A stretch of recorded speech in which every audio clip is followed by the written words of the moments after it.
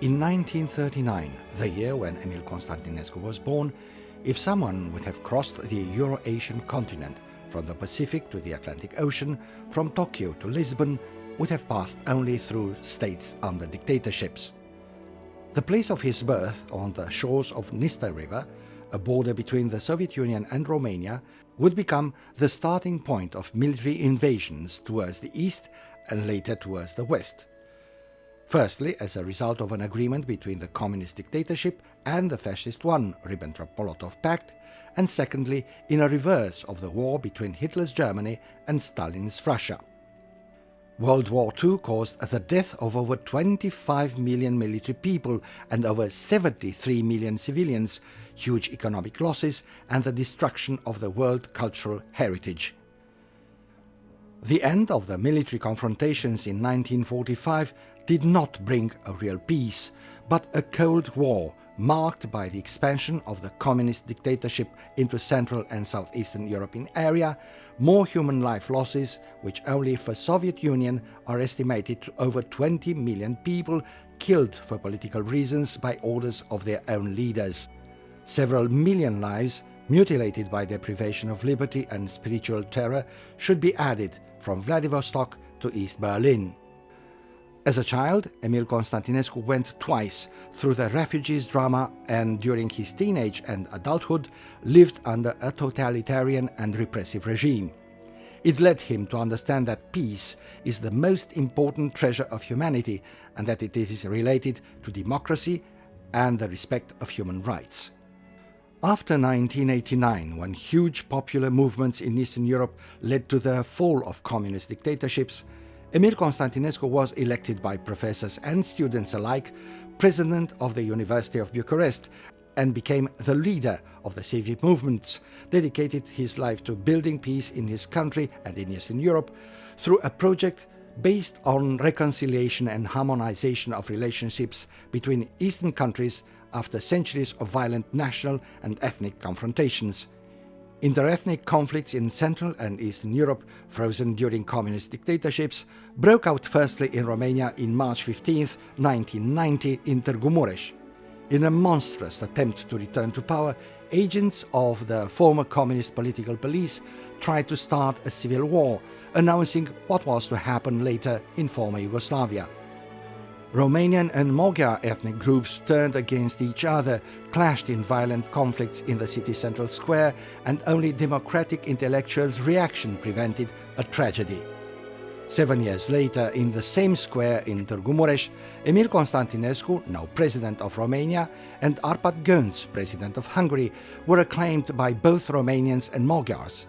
Over years, President Göncz would confess that it was one of the most touching moments in his life because from so many hands he had shaken, he couldn't make the difference between Magyar and Romanian hands. They were hands of people just being happy they had found peace. The historical Romanian-Hungarian reconciliation after centuries of bloody conflicts was possible only when the two countries ended up to be led by two statesmen who were sharing the same cultural and moral values, Emil Constantinescu and Arpad Göncz. They first met in Budapest in 1994 when Emil Constantinescu, a member of the board of the European Universities Association, was participating in the Conference of the European Presidents of Universities. The Romanian university scholar put forward to Göncz a cultural reconciliation, starting with assuming the errors of the past and continuing with building a common European future with the foundation of the civil society. President Arpad Göncz, sentenced in 1956 by the communist regime to life in prison, later elected president of the Writers' Union in Hungary, embraced this idea. The two remained friends beyond their two presidential terms. At NATO summits organized under the aegis Partnership for Peace between NATO member countries and countries in Southeastern Europe and Central Asia, held in Madrid in 1997 and in Washington in 1999, the President of the United States of America, Bill Clinton, would declare that Romania is a model for other countries and the Romanian-Hungarian historical reconciliation a source of inspiration for the entire world. Elected President of Romania in 1996 with the support of the University Solidarity, the Students' League, the Civil Alliance and the association of former political prisoners, Emil Constantinescu got involved even from the very first day in office in the reconstruction of peace in the region. At the OSCE summit in Lisbon on December 2, 1996, Emil Constantinescu promised to make Romania a stability pillar for Central and Southeastern Europe. In less than 1 year, the Romanian president succeeded to make the historical reconciliation with Hungary, to sign a state treaty with the Ukraine and initiate trilateral agreements: Poland, Romania, the Ukraine, Romania, the Ukraine, Moldova, Romania, Bulgaria, Turkey, Romania, Bulgaria, Greece, forums of consultation and cooperation between chiefs of states, known on the other side of the ocean as Constantinescu's Triangles. During the Summit for Balkans Reconstruction held in July 1999 in Sarajevo, assigned rapporteur on monitoring the progress of democracy and human rights in the Balkans, Emil Constantinescu insisted on the necessity to adopt a shared vision on solidarity, responsibility and regional emancipation. Shortly afterwards, in September 1999, a diplomatic mission led by Romania had as target solving the Kosovo refugees issue. Then, in February 2000, the Palace of the Parliament in Bucharest hosted the Southeast European Cooperation Process, when the Charter on Good Neighbourhood Relations, Stability, Security and Cooperation in Southeastern Europe was signed. When all the television networks in the world covered live the popular movement in Yugoslavia which ousted the last European dictator, Slobodan Milosevic, Emil Constantinescu was in the Vatican on a state visit. Following the events in Belgrade, together with President of Italy, Constantinescu made phone calls to all chiefs of states in the Balkans and proposed them a meeting which took place on October 25, 2000 in Skopje, Macedonia, to continue the cooperation process in Southeastern Europe. Preserving peace in the Balkans remained a main concern for Emil Constantinescu even after the end of his presidential term. He joined the initiative launched by former President of Bulgaria, Željo Želev, of creating the Balkan Political Club as founder and permanent member in the board of directors. The Balkan Political Club succeeded to bring at the same table leaders involved in serious political conflicts in the past from Albania, Serbia, Macedonia and Bosnia-Herzegovina. During his presidential term, Emil Constantinescu joined the presidents of Georgia, Turkey, Azerbaijan and Kazakhstan in launching the project of reconstruction of the Silk Road, which connected China and Central Asia to Central and Western Europe through cultural cooperation and trade. Emil Constantinescu belongs to the political family of chief of states coming from the intellectual elites, together with Václav Havel, Željo Želev, Arpad Göns, Vytautas Landsbergis, Arnold Rüütel, and the distinguished intellectuals around Lech Wałęsa, Tadeusz Mazowiecki, Bronislaw Geremek, Adam Michnik and Jerzy Buzek. The involvement of these writers, scholars, philosophers, musicians who became statesmen in the project of the United Europe assured that the expansion of the European Union will go further than just an enlargement of the economic and political area towards the east, and to represent a historical process of integrating old Eastern Europe civilizations in a common cultural space.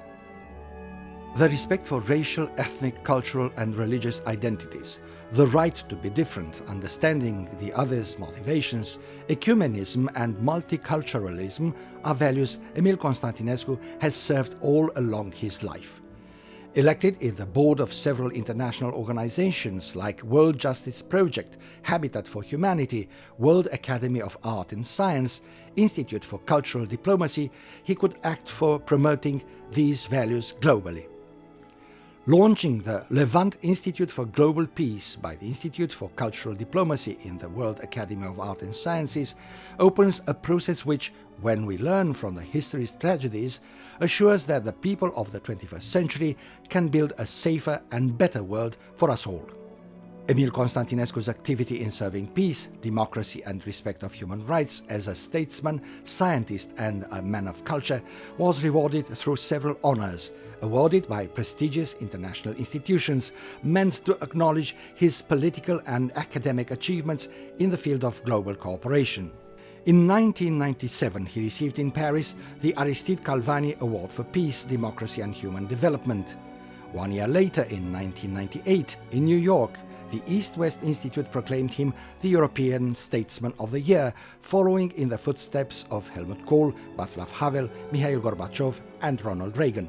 Also in 1998, Count Dannhoven-Kalergi in Vienna offers him the European Prize in recognition of his role as a contributor to the European construction and stability in Central and Eastern Europe.